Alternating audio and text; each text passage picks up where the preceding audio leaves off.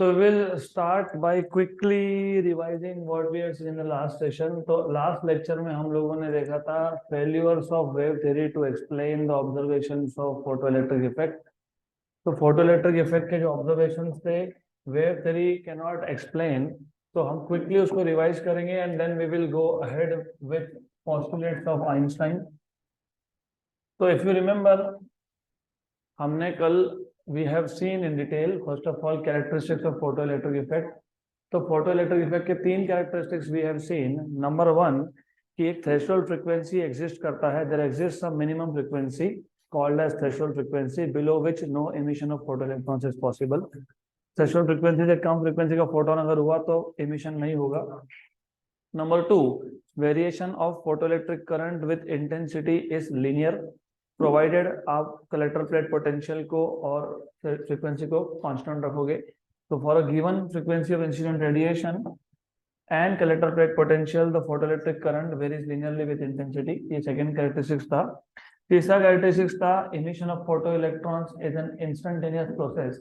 मतलब जैसे ही लाइट मतलब रेडिएशन इंसिडेंट होगा immediately you will have electrons. Emission of photoelectrons is an instantaneous process, which means there is no time lag between the incident radiation and the emission of photoelectrons. ये तीन characteristics थे. पहले दो characteristics पहले दो graph से आते हैं तो वो भी याद होना चाहिए. पहले दो कैरेक्टरिस्टिक्स पहले दो ग्राफ से आते हैं. There exists a certain frequency, minimum frequency called as threshold frequency, and the graph of photoelectric current with intensity is linear. और तीसरा हमको ये बताता है कि जो प्रोसेस है ये विदाउट टाइम लैग है, क्योंकि एज आई सेड हम यहाँ पे रेडिएशन को पार्टिकल ट्रीट कर रहे हैं, वेव नहीं. तो there is a reason behind not treating radiation as wave but as particle, क्योंकि पार्टिकल नेचर के हिसाब से एमिशन इंस्टेंटेनियस होना चाहिए जैसे ही फोटोन इंसिडेंट हुआ. और अगर फोटोन के पास सफिशिएंट एनर्जी है, सफिशिएंट मतलब थ्रेशोल्ड फ्रीक्वेंसी ज्यादा उसका फ्रीक्वेंसी है, फ्रीक्वेंसी ज्यादा होना मतलब एनर्जी सफिशिएंट होना, तो immediately electrons will be emitted. But if you see according to wave theory का पहला फेलियर ये था. According to wave theory emission of photoelectrons is not an instantaneous process. Why? क्योंकि according to wave theory radiation ये particle है ही नहीं. Radiation क्या है? वेव है. वेव है ना रेडिएशन. तो इमेजिन हमारे पास एक सरफेस था जहां से इमिशन के लिए 1.5 EV का एनर्जी चाहिए, एंड देन पर second only 0.5 EV is reaching. Wave के पास एनर्जी है 0.5 EV पर सेकेंड, करेक्ट. तो फिर 1.5 EV कलेक्ट करने में 3 सेकेंड लग जाएंगे, तो इमिशन 3 सेकेंड के बाद होगा. इमेजिन अगर वेव के पास एनर्जी 0.1 है, 0.1 EV, तो सरफेस पे 0.1 EV एनर्जी आएगा पर सेकेंड, तो 15 सेकेंड लग जाएंगे. तो any surface should take some amount of time to accumulate energy to free the electrons. तो any metal surface requires reasonable time. ये टाइम कितना है? Few minutes to few hours to accumulate energy to free the electrons on the surface of metal, right. और also it also predicts that greater the intensity, क्योंकि अगर intensity ज्यादा हुआ तो remember particle nature के हिसाब से इंटेंसिटी मतलब नंबर ऑफ फोटॉन ज्यादा होना, लेकिन वेव नेचर के हिसाब से इंटेंसिटी मतलब एनर्जी ज्यादा होना. So also it predicts that, क्या प्रिडिक्ट करता है? Greater the intensity of incident radiation less is the time required for emission.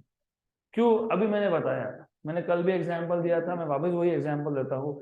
Imagine हमारे पास एक फोटो सेंसिटिव सरफेस है जहां से इलेक्ट्रॉन को फ्री होने के लिए 60 EV एनर्जी चाहिए, 60 EV, और पर सेकंड कितना आ रहा है? 0.1, बराबर. तो 60 EV कलेक्ट करने में कितना टाइम लग जाएगा? 600 सेकेंड. 600 सेकेंड मतलब कितने मिनट्स? 10 मिनट्स. तो इमिशन कितने टाइम के बाद होगा? 10 मिनट के बाद होगा. अब according to wave theory intensity बढ़ाना मतलब क्या? एनर्जी बढ़ाना. सपोज मैंने इंटेंसिटी डबल कर दिया तो मैंने एनर्जी को भी डबल कर दिया, मतलब 0.1 का कितना हो गया? 0.2. अब 60 EV कलेक्ट करने के लिए कितना टाइम लगेगा? 300 सेकेंड्स, मतलब कितने मिनट? 5 मिनट्स.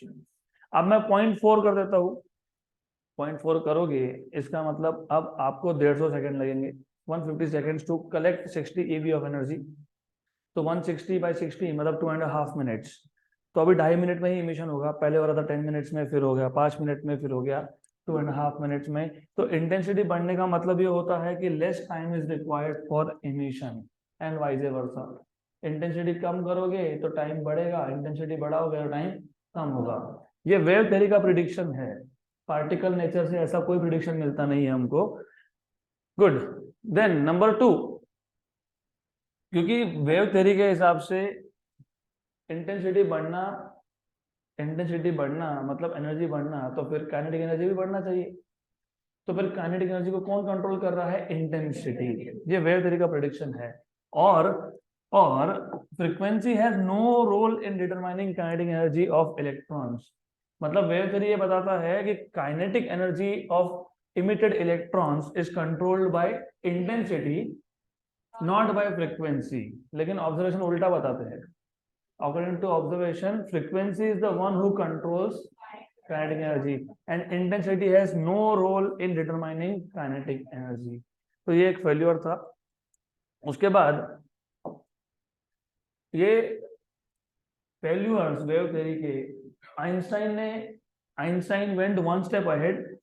आइंस्टाइन सेड कि वेव थ्योरी से तुम फोटोइलेक्ट्रिक इफेक्ट एक्सप्लेन कर ही नहीं सकते हो, you have to treat radiation as particle. तो उसने फोटो इलेक्ट्रिक इफेक्ट एक्सप्लेन करने के लिए उसके कुछ अजम्पशंस दिए। Why assumptions? क्योंकि लाइट मतलब radiation you can not see, electrons which are emitted you can not see, तो you have to start from somewhere. So he started by some assumptions जिसको बोलते हो पोस्टुलेट्स। तो let us look at the first postulate of Einstein.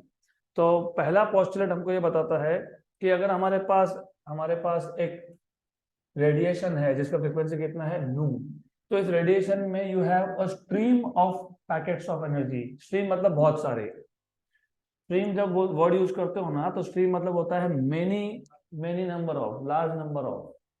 तो according to Einstein, a radiation of frequency nu consists of a stream of discrete quanta। discrete मतलब अलग अलग packets. तो any radiation consists of stream of packets of energy, और नाम क्या है उसका? फोटॉन।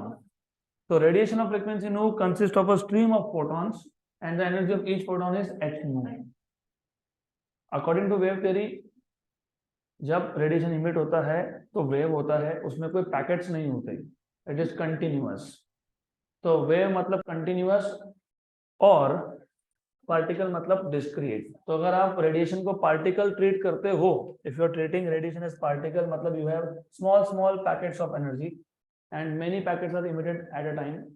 पर सेकेंड में बहुत सारे पैकेट्स इमिट हो रहे हैं, हर एक पैकेट एनर्जी क्या है? सेम है, और कितना है? h nu है। तो वेव थ्योरी का और पार्टिकल नेचर का ये डिफरेंस भी समझ में आना चाहिए। वेव थ्योरी के अकॉर्डिंग ऐसा कोई पैकेट वैकेट नहीं है, वो कंटिन्यूअस है, वेव है, वो एनर्जी कैरी कर रहा है, डन। और अगर आप इंटेंसिटी बढ़ाते हो तो वेव का एम्पलीट्यूड बढ़ता है, क्योंकि intensity is directly proportional to square of amplitude, और एम्पलीट्यूड बढ़ने से एनर्जी बढ़ता है। तो ये डिफरेंस भी आपको समझ में आना चाहिए, यू शुड नो।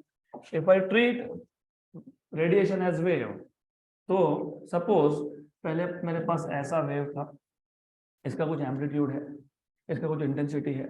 अब मैं इंटेंसिटी बढ़ाता हूं तो क्या बढ़ रहा है? फिर एम्पलीट्यूड बढ़ रहा है। एम्पलीट्यूड बढ़ना मतलब एनर्जी बढ़ना। कम करोगे तो क्या कम हो रहा है? एम्पलीट्यूड कम हो रहा है। तो यहाँ पे कोई नंबर ऑफ पैकेट्स नहीं बढ़ रहे हैं, नंबर ऑफ पैकेट कम भी नहीं हो रहे। तो इंटेंसिटी इंक्रीज करना मतलब you are just changing amplitude and energy according to wave theory. But here, क्योंकि आइंस्टाइन का अजम्पशन ही ये है कि अगर आप रेडिएशन लेते हो तो it consist of large number of small packets and each packet has energy of h nu। सो इंक्रीजिंग इंटेंसिटी मतलब increasing number of packets, decreasing intensity मतलब decreasing number of packets, right. अब होगा क्या? क्योंकि अभी आप रेडिएशन को पैकेट्स में ट्रीट कर रहे हो, फोटॉन्स ट्रीट कर रहे हो, तो ये फोटॉन्स जब मेटल सरफेस पे जाएंगे तो क्या होगा? कोलिजन होगा। किसका? फोटॉन का। किसके साथ? इलेक्ट्रॉन के साथ। और एक कोलिजन कैसा है? इनइलास्टिक है। तो कंप्लीट एनर्जी ट्रांसफर है, मतलब फोटॉन का एनर्जी कंप्लीटली ट्रांसफर हो गया किसको? इलेक्ट्रॉन को। और ये प्रोसेस क्या है? इंस्टेंटेनियस है। अब ये कंप्लीट वर्ड क्यों यूज करना पड़ता है? Because as I told you, according to wave theory, अगर फ्री होने के लिए इलेक्ट्रॉन को 1.5 eV चाहिए, बराबर। और अगर फोटोन के पास 2 eV का एनर्जी है तो वेव थ्योरी के अकॉर्डिंग 1.5 ट्रांसफर होगा, 0.5 फोटोन खुद के पास रख लेगा, बराबर। लेकिन पार्टिकल नेचर के हिसाब से ऐसा नहीं हो सकता, होगा तो पूरा ट्रांसफर होगा, नहीं तो नहीं होगा। क्योंकि देखो डिफरेंस क्या आता है, सपोज 2 eV में से 1.5 ट्रांसफर हुआ, इलेक्ट्रॉन सिर्फ फ्री हो गया, तो काइनेटिक एनर्जी है क्या इलेक्ट्रॉन का? नहीं है, जीरो है। फिर अगर वो जीरो तो स्टॉपिंग पोटेंशियल कितना होना चाहिए? जीरो होना चाहिए। लेकिन हमको स्टॉपिंग पोटेंशियल जीरो मिलता है क्या? नहीं। इसका मतलब energy is completely transferred from photon to the electron, complete transfer of energy है। तो ये सेकंड पोस्टुलेट है। When radiation of frequency nu is incident on a photosensitive surface, there are collision between photons and electrons of the atoms of the emitter, क्योंकि emitter plate से electron emit होने वाला है।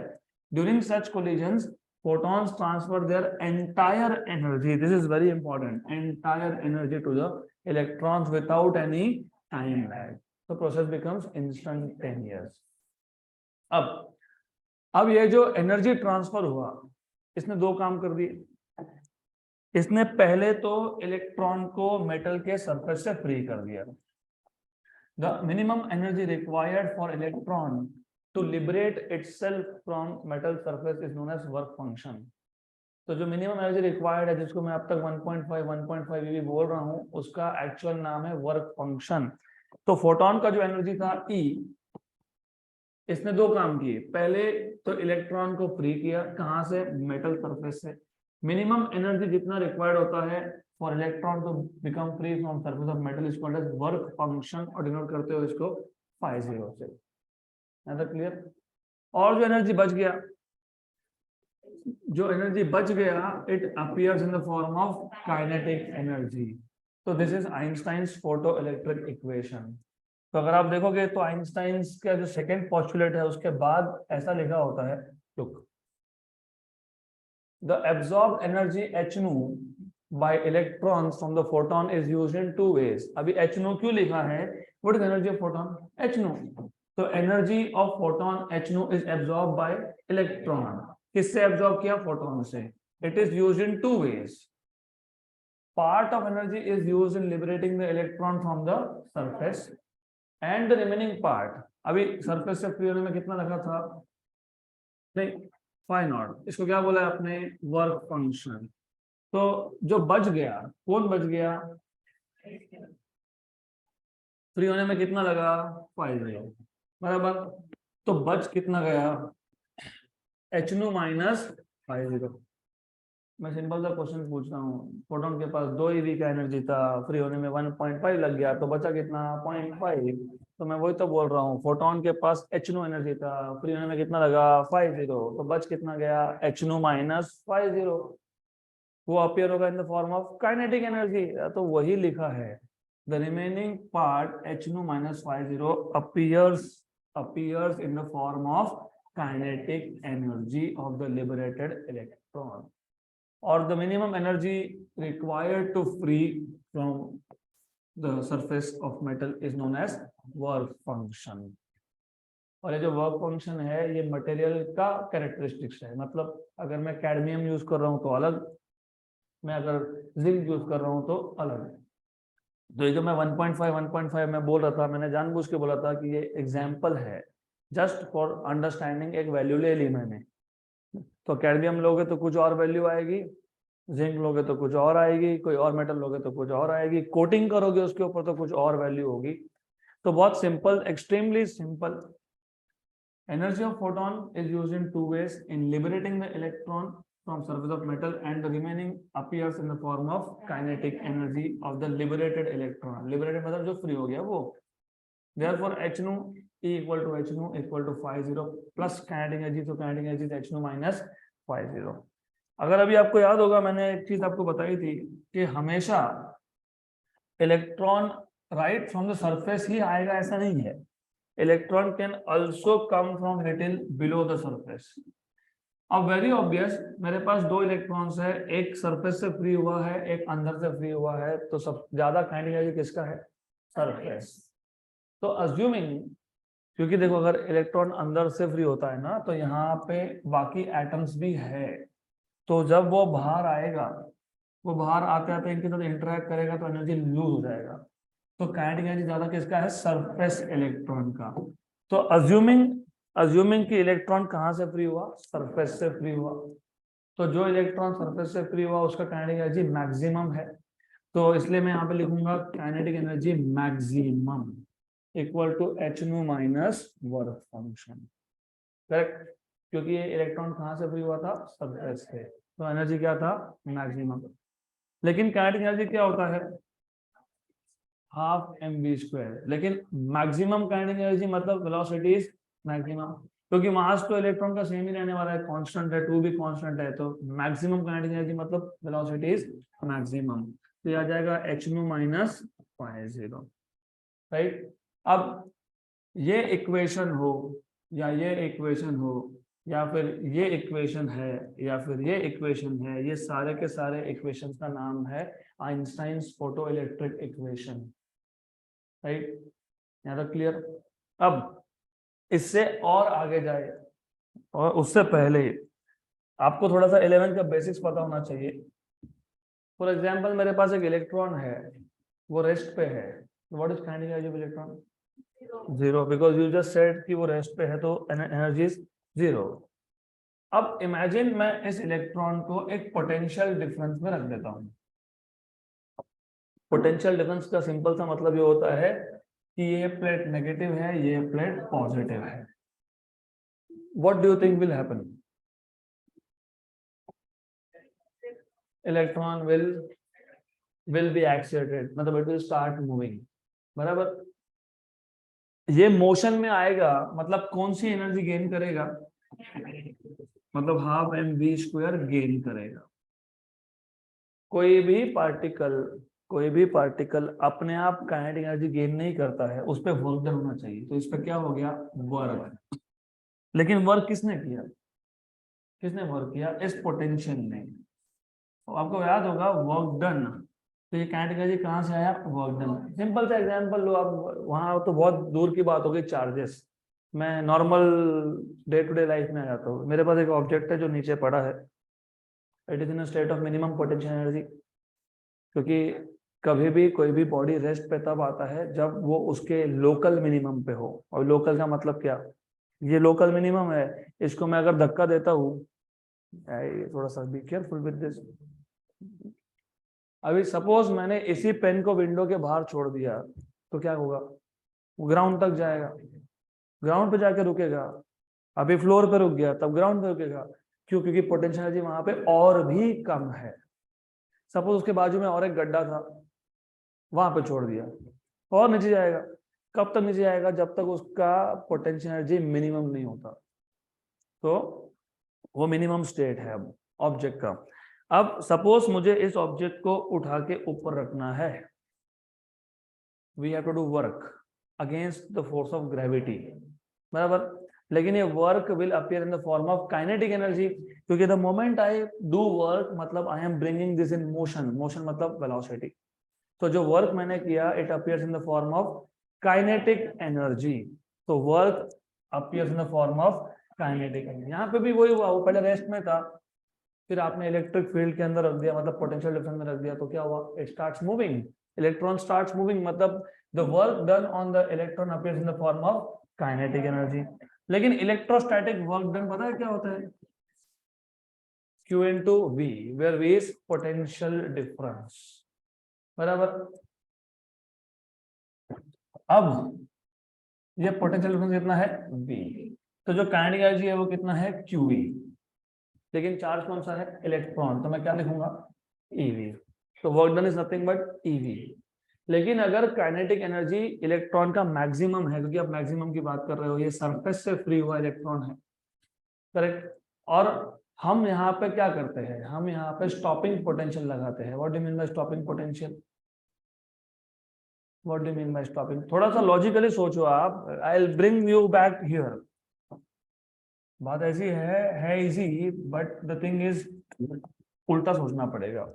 यहाँ पे ये रेस्ट में था कि नहीं, फिर आपने क्या, रेस्ट में था ना, ये रेस्ट में था, फिर हमने बाद में जाके क्या लगा दिया, फील्ड लगा दिया, मतलब क्या लगा दिया, पोटेंशियल डिफरेंस, तो ये एक्सेलरेट होना स्टार्ट हुआ ना। हाँ, तो इस पे जो वर्क हुआ it appears in the form of तो काइनेटिक एनर्जी क्या आ गया, वर्क डन। लेकिन kinetic energy is equal to work done, लेकिन वर्क डन क्या है, Q इंटू वी है। लेकिन Q कौन है, इलेक्ट्रॉन है। इलेक्ट्रॉन पे चार्ज कितना होता है, E होता है। तो काइनेटिक एनर्जी क्या है, EV है। अभी समझ में आया यहाँ तक। हमारे पास जो एक्सपेरिमेंट है हम उसमें कुछ उल्टा कर रहे हैं। हमारे पास जो इलेक्ट्रॉन था उसके पास ऑलरेडी मैक्सिमम काइनेटिक एनर्जी है। इस एग्जांपल में काइनेटिक एनर्जी शुरू में 0 था क्योंकि ये रेस्ट पे था। फिर पोटेंशियल डिफरेंस लगाया तो वर्क हुआ, और वर्क ने क्या किया, उसको एक्सीलरेट किया, मतलब क्या किया, मोशन में लाया। तो work done appears in the form of kinetic energy. हमारे केस में हिसाब उल्टा है इसका। हमारे पास एक इलेक्ट्रॉन है जिसका काइनेटिक एनर्जी मैक्सिमम ऑलरेडी है, हमको 0 करना है। तो हम सामने वाली प्लेट को क्या करेंगे, नेगेटिव करेंगे। नेगेटिव करेंगे ना, नेगेटिव नेगेटिव क्या होना चाहिए, रिपल्शन होना चाहिए। फिर सपोज 10 वोल्ट लगा दिया, फिर भी इलेक्ट्रॉन पहुंच रहा है। फिर 12 वोल्ट कर दिया, फिर भी इलेक्ट्रॉन पहुंच रहा है। फिर 15 वोल्ट कर दिया, फिर भी पहुंच रहा है। फिर 25 वोल्ट कर दिया मैंने, और रुक गया ये। तो जिस नेगेटिव पोटेंशियल की वैल्यू पे इलेक्ट्रॉन रुक जाता है उसको क्या हुआ था, हमने डिनोट कैसे किया था। हाँ, तो फिर काइनेटिक एनर्जी मैक्सिमम क्या आएगा, ईवी नॉट। तो मैक्सिमम काइनेटिक एनर्जी यहाँ पे क्या आएगा, ईवी नॉट। तो फिर ये जो मैंने half half m v max square लिखा है उसके यहाँ पे मैं क्या लिख सकता हूँ, ईवी नॉट लिख सकता हूँ। That is what I was trying to tell you. ये बेसिक्स से आएगा, ये 11th स्टैंडर्ड का बेसिक है, तो ये पता होना चाहिए आपको। चलो कोई बात नहीं, नहीं पता था तो अब पता लग गया कि क्यों यहाँ पे हम लोग ईवी नॉट लिखने वाले हैं। तो what is half m v max square, it is EV naught. So EV naught equal to H nu minus, ये इक्वेशन भी आइंस्टाइन्स फोटो इलेक्ट्रिक इक्वेशन ही है। तो look, maximum kinetic energy is H nu minus phi 0, energy is H nu minus phi 0। लेकिन maximum kinetic energy is half m v max square, half m v max square H nu minus phi 0, half m v max square equal to H nu minus phi 0। But half m v max square है क्या, EV not. तो EV not equal to H nu minus phi 0। तो ये सारे ही equation number 1, 2 and 3 are Einstein's photo electric equations. तो यहाँ तक क्लियर, पक्का पक्का। कुछ भी नहीं है, टोटल फोटोन का एनर्जी दो काम कर रहा है, वर्क फंक्शन और काइनेटिक एनर्जी। तो kinetic energy is energy of photon minus work function, energy of photon is H nu। तो kinetic energy is H nu minus work function, so maximum kinetic energy is H nu minus work function. Maximum kinetic energy is half m v max square which is H nu minus, लेकिन half m v max square is EV not. तो you will have EV not equal to H nu minus work function. यहाँ तक clear, पक्का। अब going back to the previous topic में क्या था कि जो वेव थ्योरी था, wave theory fail to explain observations from experiment on photoelectric effect. इसलिए तो फिर आइंस्टाइन ने खुद के पोस्टुलेट दिए ना। अगर वेव थ्योरी फेल होता ही नहीं तो आइंस्टाइन अपना पोस्टुलेट देता क्यों। लॉजिकली हम जो ऑब्जर्वेशन कर रहे हैं वो ऑब्जर्वेशन वेव थ्योरी से एक्सप्लेन नहीं कर सकते हो, क्योंकि वेव थ्योरी में प्रॉब्लम था। वेव थ्योरी में दो प्रॉब्लम थे, एक तो नॉन इंस्टेंटेनियस प्रोसेस है, और दूसरा प्रॉब्लम ये था कि वेव थ्योरी का बोलना ये है कि फ्रीक्वेंसी काइनेटिक एनर्जी को डिसाइड ही नहीं करता। हम तो देख चुके, हम कितनी बार मैंने बताया ये फ्रीक्वेंसी जब ज्यादा होगा तो स्टॉपिंग पोटेंशियल ज्यादा है। स्टॉपिंग पोटेंशियल क्यों बढ़ाना पड़ा, क्योंकि काइनेटिक एनर्जी ज्यादा है। मतलब फोटोन का फ्रीक्वेंसी तुम अगर बढ़ाते हो तो इमीडिएट फोटो इलेक्ट्रॉन का एनर्जी ज्यादा हो जाता है, इसलिए तो स्टॉपिंग पोटेंशियल बढ़ाना पड़ गया था। ऑब्जर्वेशन हमको जो बताते हैं और वेव थ्योरी जो बताता है ये कॉन्ट्राडिक्टरी है, और लिखा भी था कहीं भी मैंने, which is in contradiction with the observations. तो क्योंकि वेव थ्योरी अप्लाई करके we could not explain observations of photoelectric effect, that is why Einstein said कि ठीक है फिर मैं पोस्टुलेट बता देता हूँ, ऐसा ऐसा समझ के चलो फिर होगा।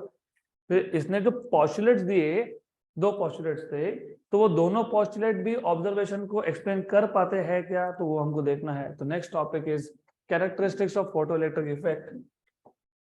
Characteristics of photoelectric effect explained on the basis of photoelectric equation.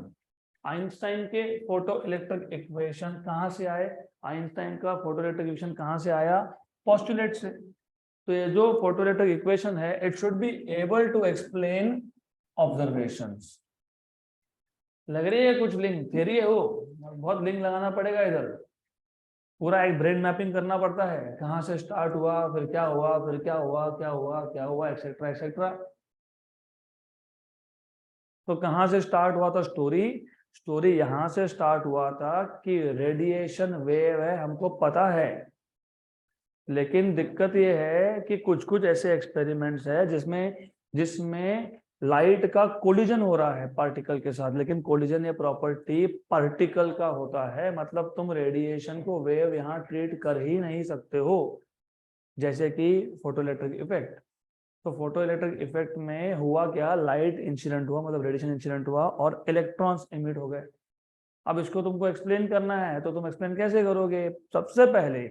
सबसे पहले जो आपने ऑब्जर्व किया उसका एक एक्सपेरिमेंटल सेटअप बना के अलग अलग पैरामीटर चेंज करके देखते हो, फ्रीक्वेंसी चेंज करते हो, इंटेंसिटी चेंज करते हो, कलेक्टर प्लेट पोटेंशियल चेंज करते हो, ग्राफ प्लॉट्स करते हो।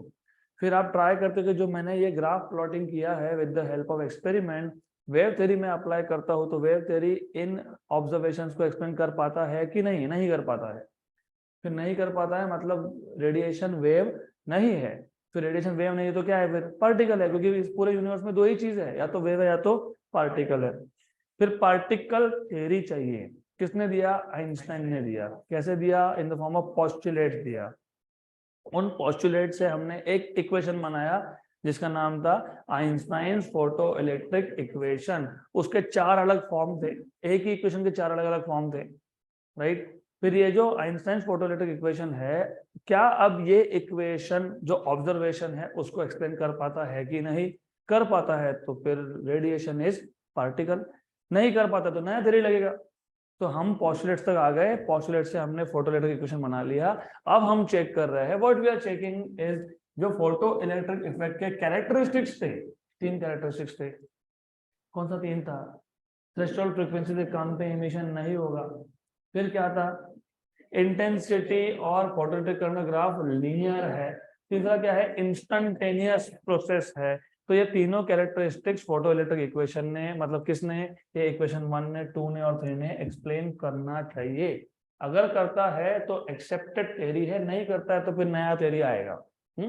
वैसे नया नहीं आएगा क्योंकि ये सेटिस्फैक्टरली एक्सप्लेन करता है उसको। तो अब to start off with first if the frequency of incident radiation is decreased, होता क्या है? ये ग्राफ तुमको क्या बताता है? ये वाला ग्राफ, हियर वी गो। कहाँ गया ये?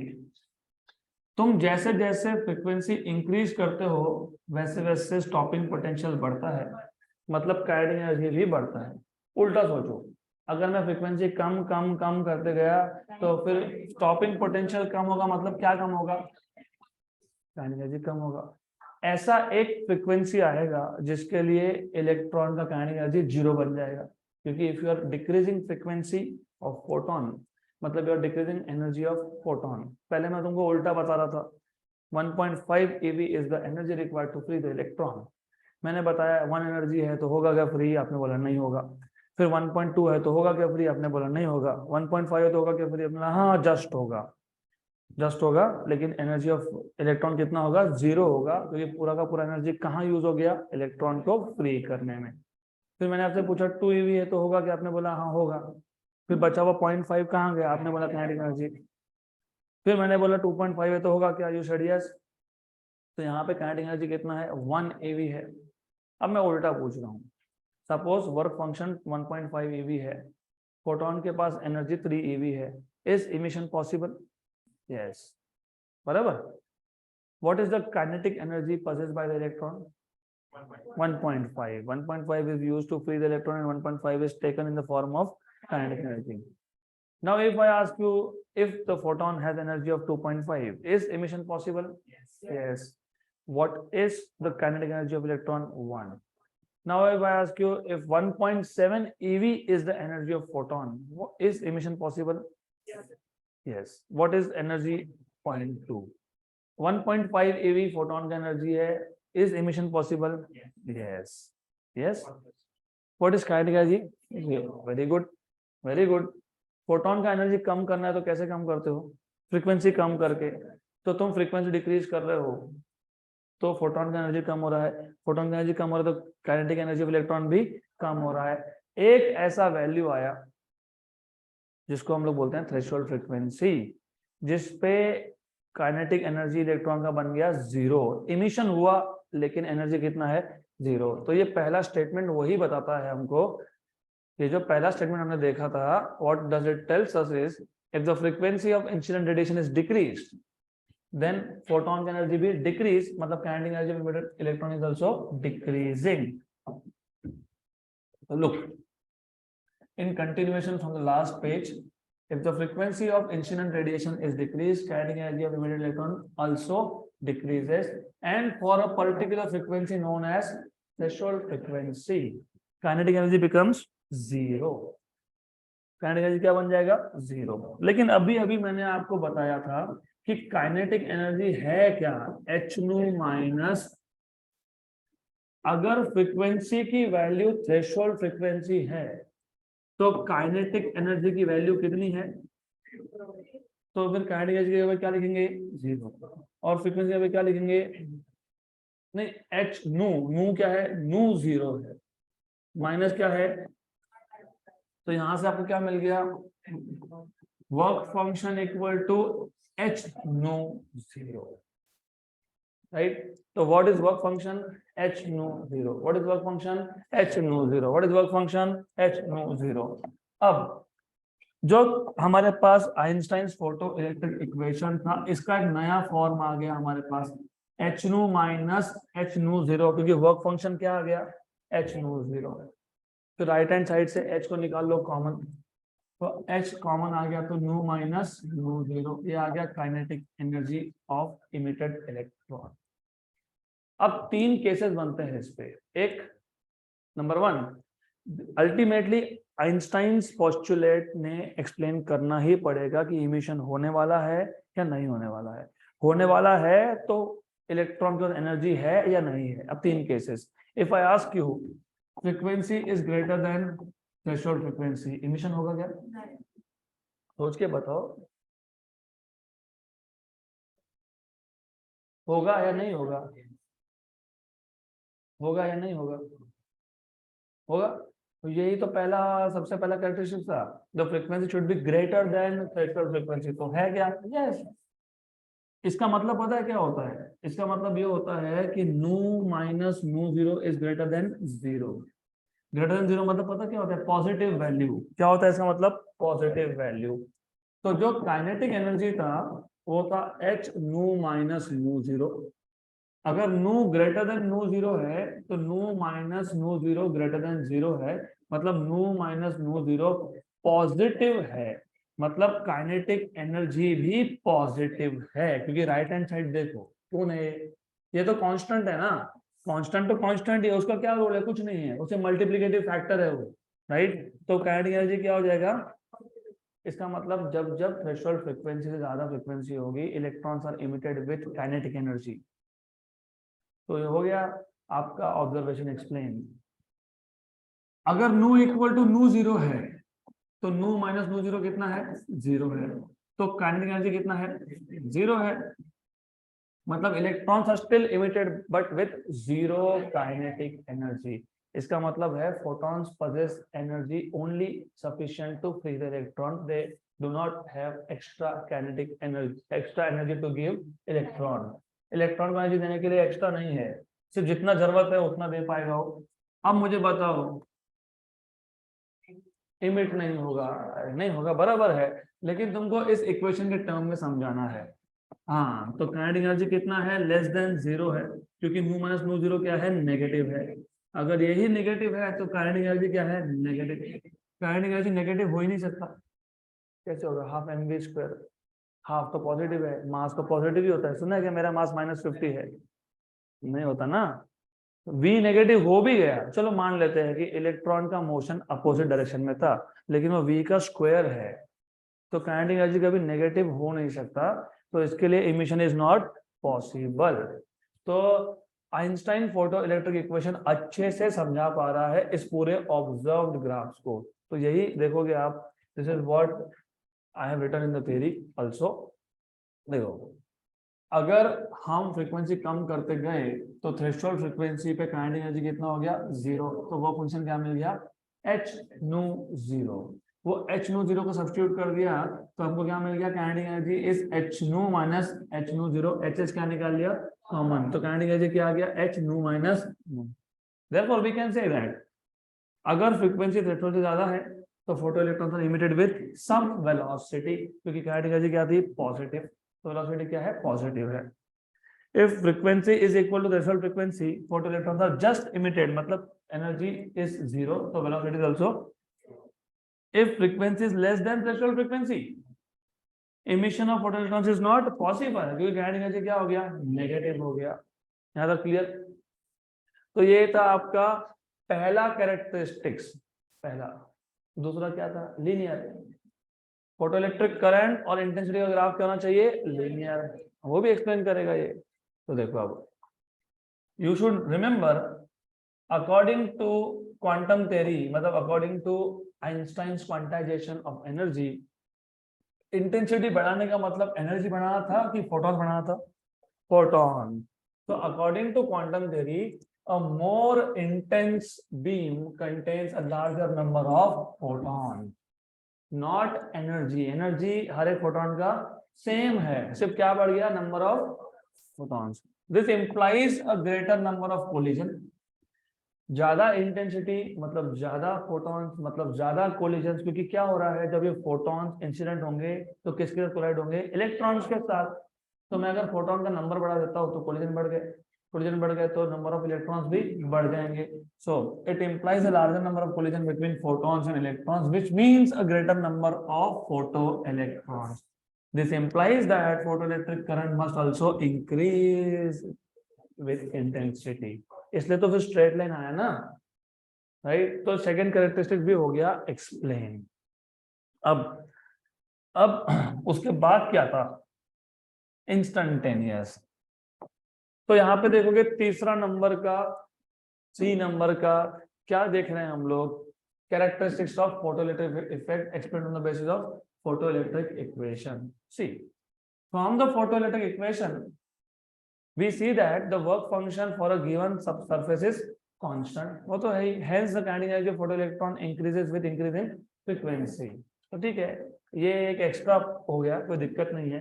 तुम फ्रीक्वेंसी बढ़ाओगे तो काइनेटिक एनर्जी बढ़ेगा, ठीक है। Last one, emission of photoelectrons is a result of collision between photons and electrons as soon as the radiation is incident on the photosensitive surface। जैसे ही photosensitive surface पे क्या हुआ फोटॉन्स इंसिडेंट हुए तो क्या हो गया कोलिजन्स इंस्टेंटेनियस होंगे। अगर कोलिजन इंस्टेंटेनियस होंगे तो फोटो इलेक्ट्रॉन्स भी इंस्टेंटेनियसली आएंगे, राइट। तो there is no time lag between incident radiation and emission of photoelectrons। तो सिंपल है, emission of photoelectrons is the result of collision between photons and electrons as soon as radiation is incident on the photosensitive surface। Such collisions occur instantaneously and photoelectrons are also emitted instantaneously। तो जो characteristics हम लोग wave theory से explain नहीं कर पा रहे थे वो कैरेक्टरिस्टिक्स हमने एक्सप्लेन कर दिए based on Einstein's photoelectric equation. यहाँ तक क्लियर?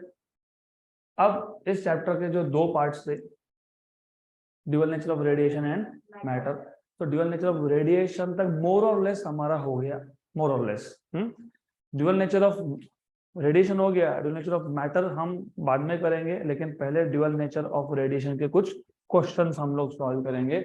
14.1 मैं बाद में करवाऊंगा क्योंकि पहले थोड़ा बेसिक लेवल क्वेश्चन होने चाहिए। तो will first do 14.2। Calculate the energies. मैं आपको टाइम दूंगा ना लिखने के लिए, why are you rushing up? पहले समझ लो अच्छे से, फिर लिखने का टाइम मिल जाएगा आपको, ध्यान देना यहाँ पे। Calculate the energies of photon corresponding to ultraviolet light and red light. Calculate the energies of photon corresponding to ultraviolet light and red light. Ultraviolet मतलब 4000 से कम, तो कितना दिया हुआ है 3000। रेड मतलब कितना 7000, तो बराबर क्या है 7000। Remember that photons are not colored. Color is human perception for that frequency range. बहुत बड़ी बात कर दी. Obviously, I expect कि आपको पता है कि photons का कलर नहीं होता है. It is human perception. 4500 हमको ब्लू दिखता है, इसका मतलब किसी और एनिमल को 4500 ब्लू दिखेगा ऐसा नहीं होता है. फॉर एग्जाम्पल आउल, बैट्स, आपको पता है they can see during night क्योंकि their eyes are sensitive to IR, visible नहीं होता है उनको, they can only see some reddish colour light. Okay, तो anyways, part 2, a typical FM radio station has broadcast frequency 98.3 megahertz. What is the energy of an FM photon of this frequency? Simple question है. तो पहले question में given क्या क्या है वो समझ लो. आपको पहला वेवलेंथ दिया है, कितना दिया है पहला वेवलेंथ? हाँ, ये अल्ट्रावायलेट है, कितना दिया है? 3000 एंगस्ट्रॉम.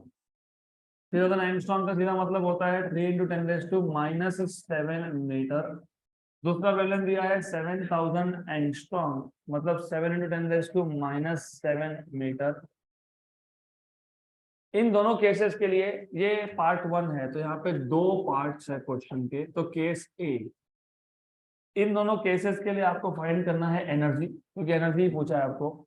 और केस बी में आपको दिया है फ्रीक्वेंसी, कितना दिया है? 98.3 मेगाहर्ट्ज है वो. मेगा मतलब 10⁻⁶. और आपको क्या फाइंड करना है? एनर्जी. इस केस में भी क्या फाइंड करना है? एनर्जी. तो आपको दोनों ही केस में फाइंड करना है एनर्जी. देन केस 1 के लिए फॉर्मूला और केस 2 के लिए फॉर्मूला भी है सेम, कि एनर्जी क्या होता है? h न्यू, क्योंकि फोटोन है तो h न्यू, लेकिन न्यू क्या होता है?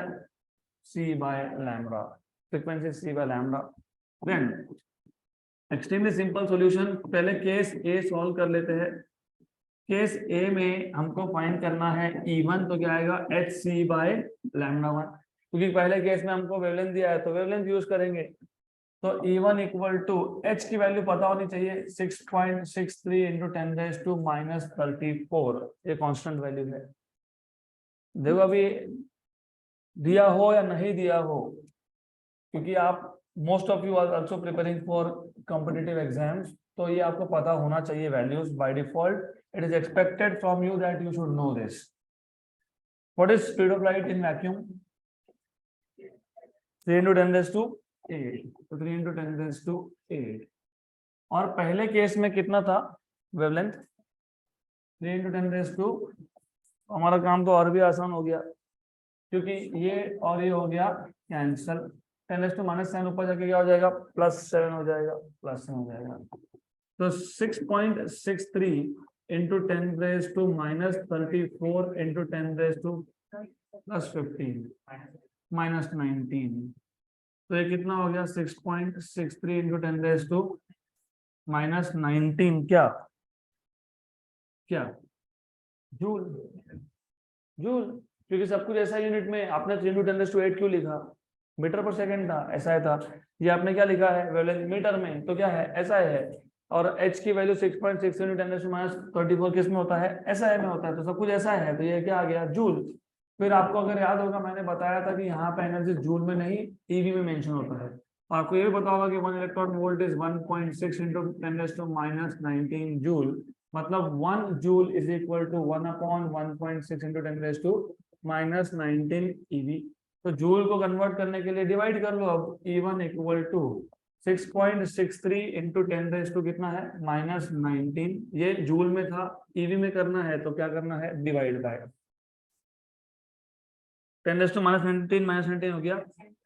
रफली 1 था एंड 4 था, क्योंकि 1.6 × 4 है 6.4. अप्रोक्सीमेटली बता रहा हूँ, ये 4 से थोड़ा सा बड़ा आएगा. कितना बड़ा आएगा तो चेक कर लेते हैं. 4. I don't know what it is. तो ठीक है, जो भी होगा, let me just check. Calculator पे चेक कर लेते हैं. Whatever it is, 6.63 divided by 1.6, 4.14. तो 4.14 EV का एनर्जी है. तो पहले केस में आपको एनर्जी मिल गया 4.14 इलेक्ट्रॉन वोल्ट। ये हो गया केस 1 का पार्ट 1 खत्म। अब केस 1 का part 2, E2, what will be E2? hc/λ2। अब एक काम करना, ये this is something really important also for JEE neat and CET। हम जब क्वेश्चन सॉल्व करेंगे दो पर्टिकुलर चैप्टर के, dual nature of radiation and matter and structure of atoms and nuclei, ये H/C बार बार आएगा, हर बार आएगा H/C। तो what is smarter thing to do is, इसको कैलकुलेट करके याद ही रख लो ना।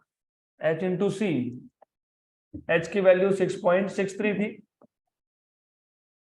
इंटू 10⁻34, वो ठीक है, और C की वैल्यू कितनी थी? 19.89। मैं तो रफली 20 मानता हूँ, JEE नीट के लिए 20 ले लेना उसको डायरेक्टली। H की वैल्यू कितनी है? 6.63 इंटू 10⁻34, और ये कितना है?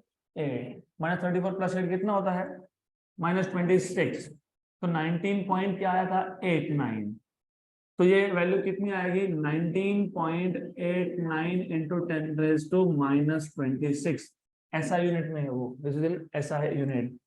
What is λ2?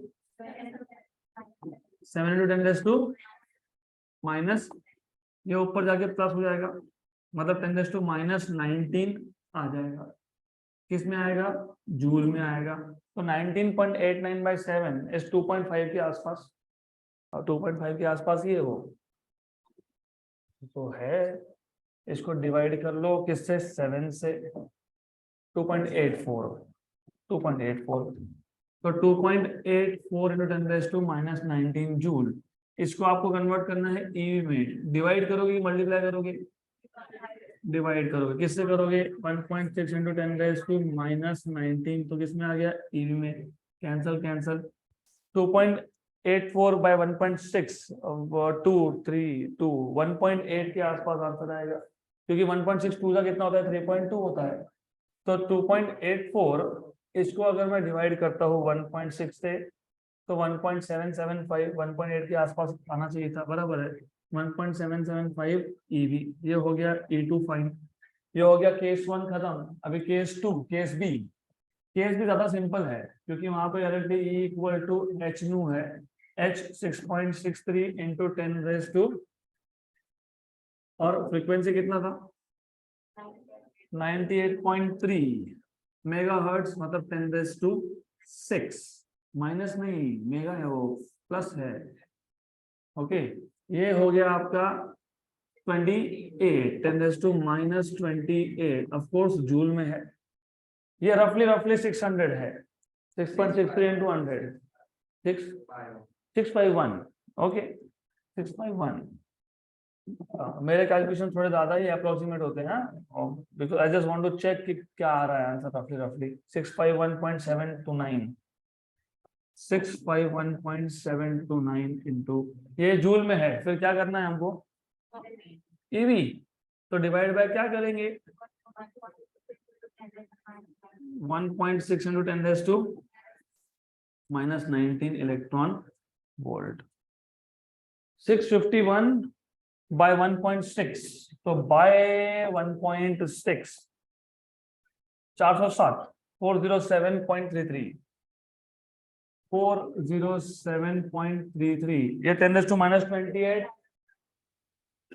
Minus -9, 10⁻9 EV। ठीक है, चलेगा, कोई दिक्कत नहीं है। यहां तक क्लियर? अब एक लास्ट चेक, आंसर जो आएगा वो आएगा, वो कोई दिक्कत नहीं है। अभी आंसर मेरे पास यहाँ पे लिख के रखा होगा, बराबर है, ये एग्जैक्ट आंसर आ रहा है जो बुक में दिया है, लेकिन आपको वेरीफाई करना है कि सही है कि नहीं। ये आपको पता है, ये FM मतलब कौन सा वेव होता है? पता है? रेडियो वेव सबसे आखिरी वाला स्पेक्ट्रम का पार्ट होता है, सबसे कम एनर्जी का होता है, बराबर। और तुम यहाँ पे यूवी और विजिबल की बात कर रहे हो, तो यूवी का एनर्जी सबसे ज्यादा आना चाहिए था, मतलब 3000 एंगस्ट्रॉम का एनर्जी सबसे ज्यादा आना चाहिए था। कितना आया 3000 एंगस्ट्रॉम का एनर्जी? 4.14। उसके बाद कितना चाहिए था? रेड का कितना आया? 1.77, बराबर है, ज्यादा है वो कम है, और वो तो सबसे कम आना चाहिए था, 10⁻⁹ में है। दिस इज ऑल्सो करेक्ट, बराबर, डन। तो एग्जाम्पल 14.2 हो गया हमारा। तो yes, you can now note it down. Next question is very simple and very short question, more or less same type of question. The wavelength and intensity of light is 4000 angstrom and 0.1 W. What is W? Watt. क्योंकि intensity क्या होता है, VAT what जो भी आप बोलो, intensity क्या होता है, energy upon time. Energy upon time होता है पावर होता है ना, पावर नहीं होता। वोल्टेज अपॉन टाइम क्या होता है, पावर नहीं होता। फिर ये जो आप घर में गीजर्स यूज करते हो, कितना किलोवाट है, वो क्या होता है। चलो ठीक है, अभी वो आपके लिए होमवर्क है, वो आप पढ़ के आओ। ये इंटेंसिटी होता है वैट में। What is the minimum change in light energy, question जानबूझ के घुमा के पूछा है। What is minimum change in light energy, जितना उसके पास खुद के पास एनर्जी है उतना ही मिनिमम चेंज है। क्यों? क्योंकि क्वांटम थ्योरी के हिसाब से, क्वांटम फिजिक्स के हिसाब से इंटेंसिटी बढ़ाना मतलब नंबर ऑफ फोटॉन्स बढ़ाना। अगर मेरे पास एक फोटोन था, फिर अभी क्या हो सकता है, 2 फोटोन हो सकते हैं, फिर क्या हो सकता है, 3 हो सकता है, फिर क्या हो सकता है, 4 हो सकता है।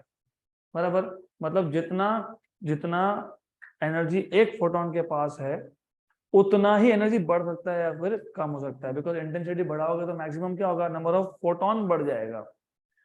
तो what is the minimum change in light energy, मतलब फोटोन के पास जितना एनर्जी है उतना ही मिनिमम चेंज है। इंटेंसिटी बढ़ा दे तो एक की जगह पे 2 हो जाएंगे। पहले 10 ईवी का एनर्जी था, अभी कितना हो जाएगा, 20।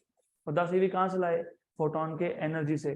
तो आपको what is the minimum change in light energy पूछा क्या है, पूछा ये है what is the energy corresponding to 4000 angstrom. अभी नहीं फाइंड किया क्या तुमने, क्या किया, hc/λ। तो वही पूछा है, जिनको अभी भी नहीं समझा वापस समझ लो। ये एक फोटोन था, इसका एनर्जी था लेट अस से 10 eV, बराबर। अब मैंने इंटेंसिटी बढ़ा दिया तो एट द मोस्ट क्या होगा, 2 फोटोन हो जाएंगे। तो एनर्जी चेंज कितना हुआ, 20 eV तो हो गया, चेंज कितना हुआ 10 eV। तो फिर चेंज कितना होता है मिनिमम, जितना फोटोन के पास एनर्जी होता है, that's it. What is the number of incident photons, what is intensity.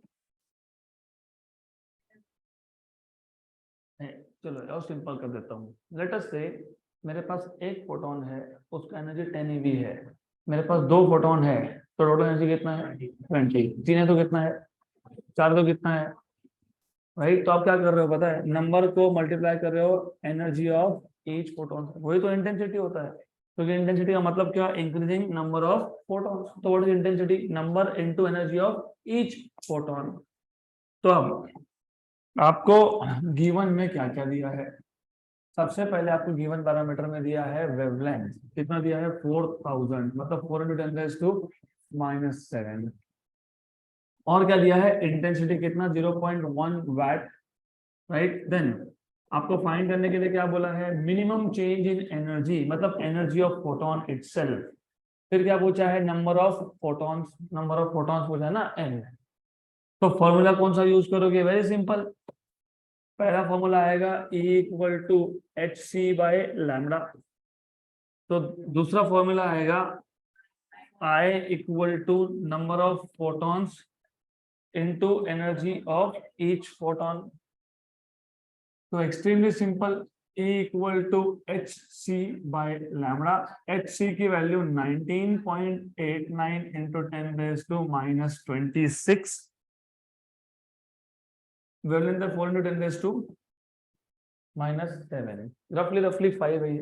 19.89 मतलब 20/4 इज 5 से थोड़ा कम, 4.89 के आसपास आएगा। तो 19.89 डिवाइडेड बाय 4, 4.97, 4.9725 × 10⁻⁻19 जूल।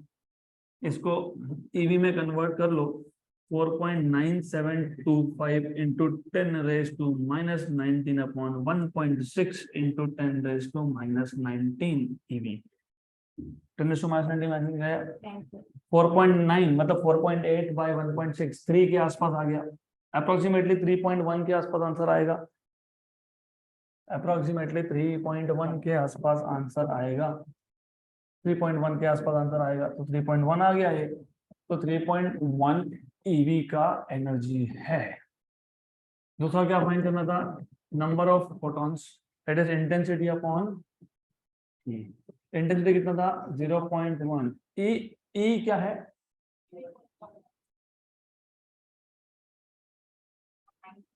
ऐसा क्यों, ओ ये एसआई में है तो ये भी एसआई में चाहिए, तो तुम EV is not SI system, बराबर का, EV is not SI system, कौन है एसआई सिस्टम, जूल है, तो फिर वो जूल मतलब यहाँ पे 10⁻⁹ और खुद सोचो ना लॉजिकली, नंबर ऑफ प्रोटॉन क्या आधा पौना ऐसा आएगा क्या, तो कितना आएगा 10⁻18 10⁻19 10⁻20, एक सेकंड में कितने फोटोन इमिट होते हैं, बहुत सारे होते हैं, तो ये 10⁻⁻19 होगा तो ऊपर जाके प्लस होगा, बराबर।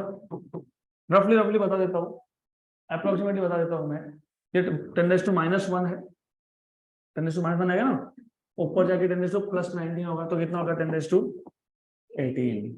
1/5 कितना होता है पता है 0.2, तो 2 × 10⁻17 अप्रोक्सीमेटली 2 × 10⁻17 अप्रोक्सीमेटली बोल रहा हूँ क्योंकि नीचे 5 नहीं है 4.9 0.02, तो 1 डिवाइडेड बाय 4.97 0.2 आ गया, वही आ गया आंसर 0.20, तो 0.20 मतलब 2 × 10⁻17 फोटॉन्स है, 2 × 10⁻17 एग्जैक्टली आंसर भी यही बोला है 2 × 10⁻17। अगर तुम गलती से ईवी लिख देते तो 0.1/3, व्हाट इज 0.1/3 पता है आपको, 0.1 तो 10⁻⁻1 1/3 पता कितना है 0.333 × 10⁻⁻1, तो 0.03 फोटॉन्स, वाह एक फोटोन भी नहीं है, 0.03 फोटॉन्स है, और ऐसा तो होगा नहीं कभी, डन।